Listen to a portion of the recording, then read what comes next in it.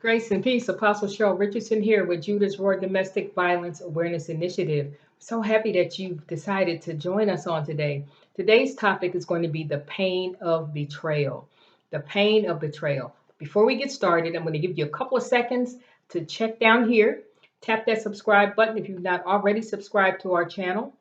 And make sure that you tap that notification bell so that you will receive a notice every single time we upload a weekly video. And we're going to give you a couple of seconds to do that, and we'll be right back. Escape this pain. If I could just get away from this pain, from this horrible experience, I'm full of fear. I am trembling. My confidence, my self confidence is taking a beating here. And if I could just hide, if I could just fly away, I would just fly away. If I could just escape this experience, I would escape this experience.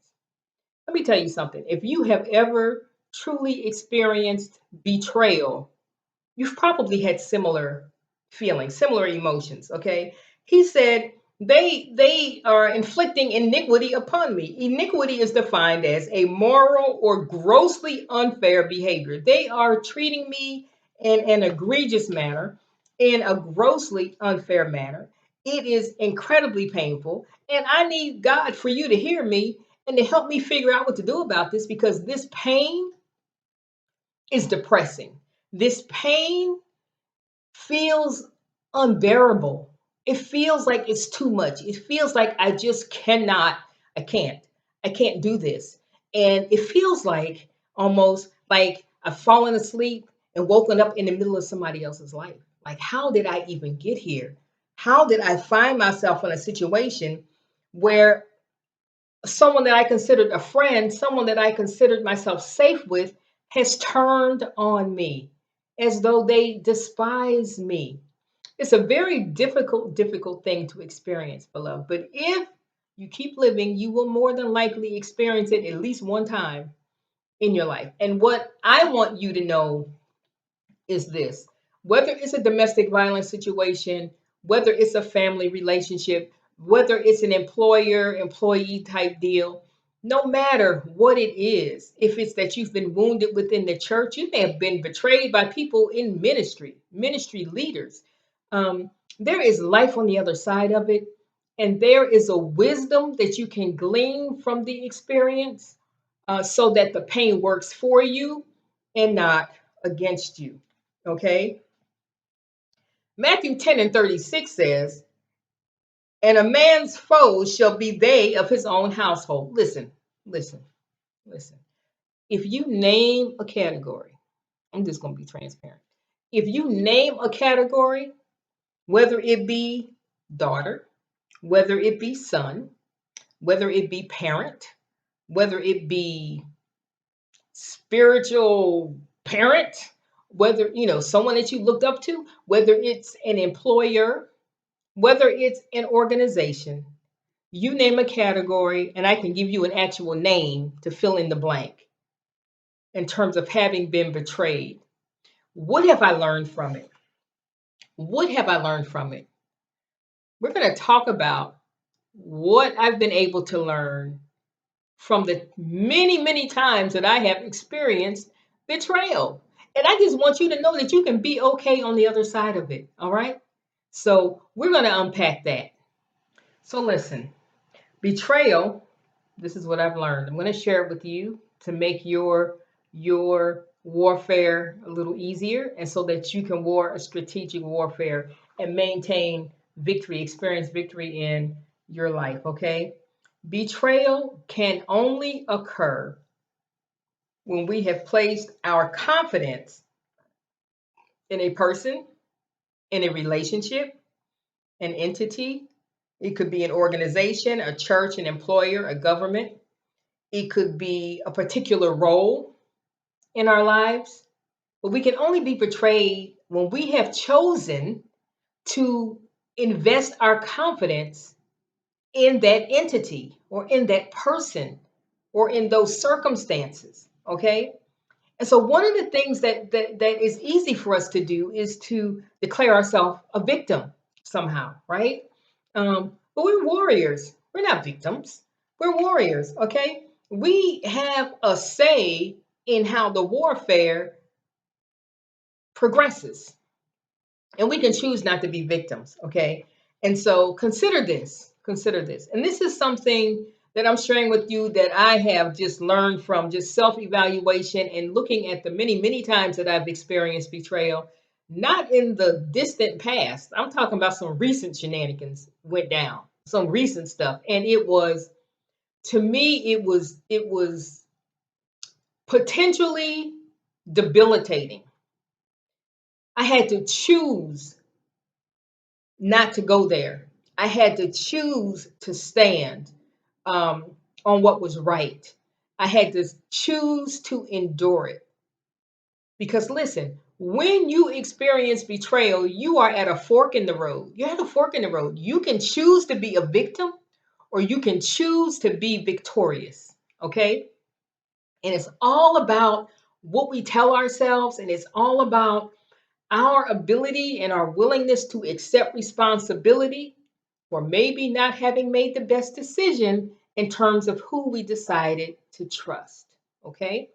So, betrayal, the first thing that I learned is that betrayal can only occur when we have placed our confidence in an entity. This means that we have an expectation assigned to that person or to that organization or to that role or that position. We have an expectation. Now, oftentimes, our expectation is based on assumption. Assumption, assumption is based on assumption. What do I mean by that? Here's an example. You express some things that you're going through to maybe a ministry leader or maybe even a clinician, a therapist, right? The expectation is that they will keep your confidence. That's what you expect. They may not verbalize to you, your ministry leader, that what you're saying to me will be maintained in confidence. But you may very well make the assumption that that's the case, because is that not how ministry leaders are supposed to conduct themselves? Is that not how other confidants are supposed to conduct themselves? Your best friend, should they not understand that when you share something with them that is sensitive to you, that you expect that they won't share it or divulge it to anyone else, right? They may or may not express that this is the case, that this is a reasonable expectation. But you are betrayed if you hear what you have shared with them in confidence in another conversation with people who were not privy to it, right? And so that's what betrayal is. It's when we have an expectation. So that begs this question: is the expectation that we have reasonable? Now, listen, when I ask that question, I'm not talking about do you have a right to expect it? Certainly, you have a right to expect that your ministry leader, that your apostle, your prophet, evangelist, pastor, teacher would keep your confidence. And certainly, you have a right to expect it if they verbalize that you can rely on them for that. However, here's the question I had to ask myself: where is the evidence to support my making a decision to trust them in the first place?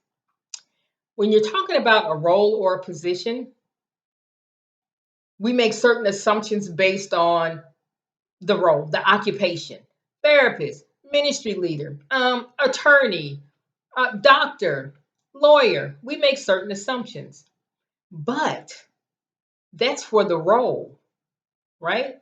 And ideally, everyone who occupies these roles honor these roles, but that's not the case. That is not the case. That's not the case. The thing that we need to consider, besides the role, the title, and the credibility that we just automatically invest in these roles, is the character of the person that occupies the role.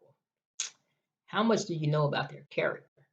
The character of the person that occupies the role must be taken into consideration in order for you to truly know that you are investing your confidence in someone who is worthy of it. Okay? And so we've got to get out of this habit of just ascribing character, positive character, moral character, compassion to others who have not demonstrated that they have earned it. When we begin to understand that our confidence really should be earned, okay, then we can better navigate this thing that we call life.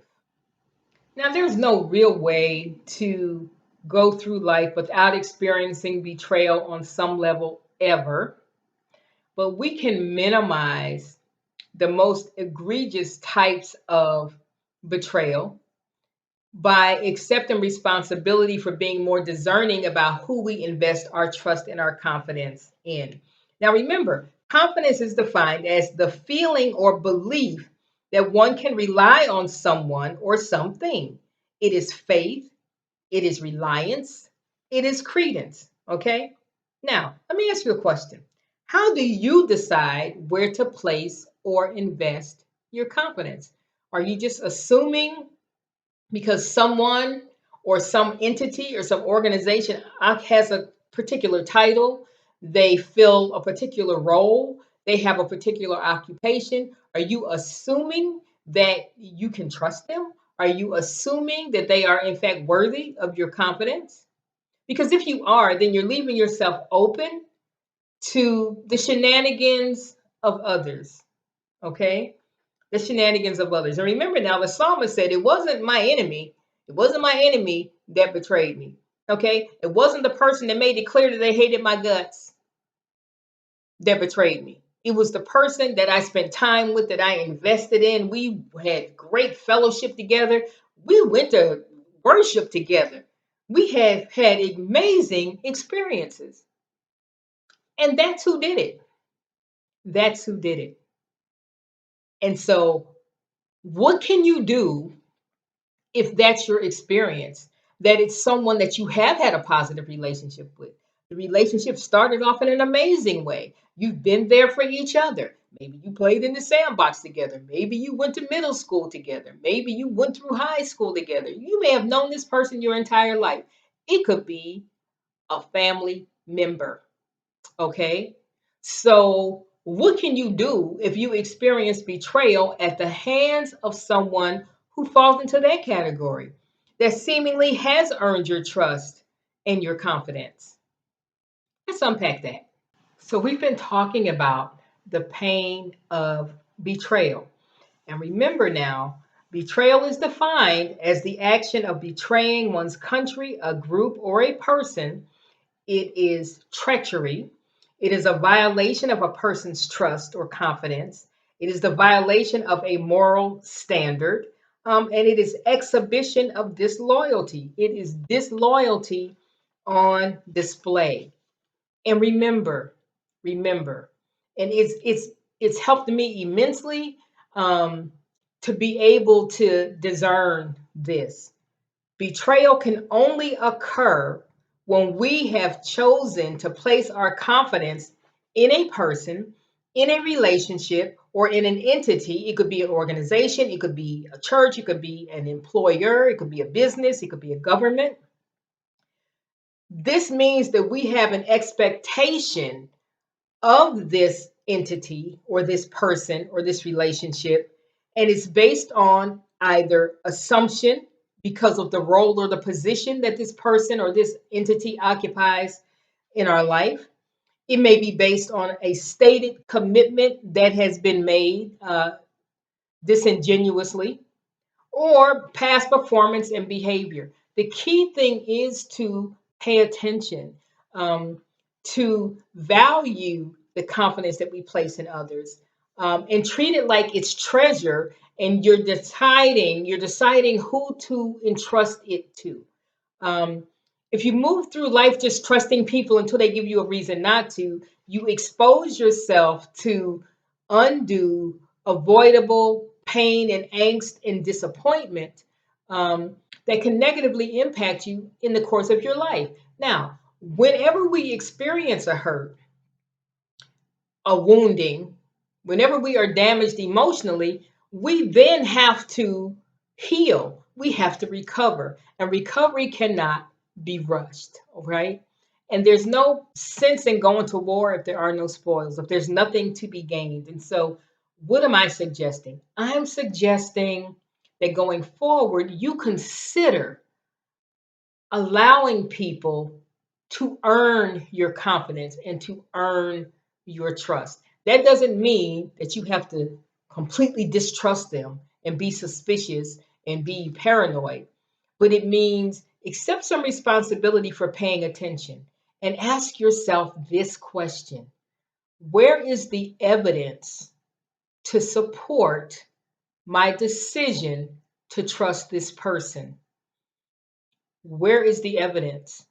And if in the past they have established that they were trustworthy, but down the road they have betrayed me, it is incumbent upon me so that I can refine my spiritual warfare. It is incumbent upon me to look back and to identify when was the very first indicator given that something had changed and they were no longer trustworthy. All right. We've been talking about the pain of betrayal. It is a hard, harsh thing. The psalmist talks about it. Um, it can only happen when we have chosen to trust the circumstance, the role, the position, the person. All right. And we can keep ourselves safe emotionally if we accept responsibility for that and just learn from it, take the lesson, get the lesson, and carry it forward. This is Apostle Cheryl L. Richardson with Judah's Roar Domestic Violence Awareness Initiative. We've been talking about the pain of betrayal. Blessings to you.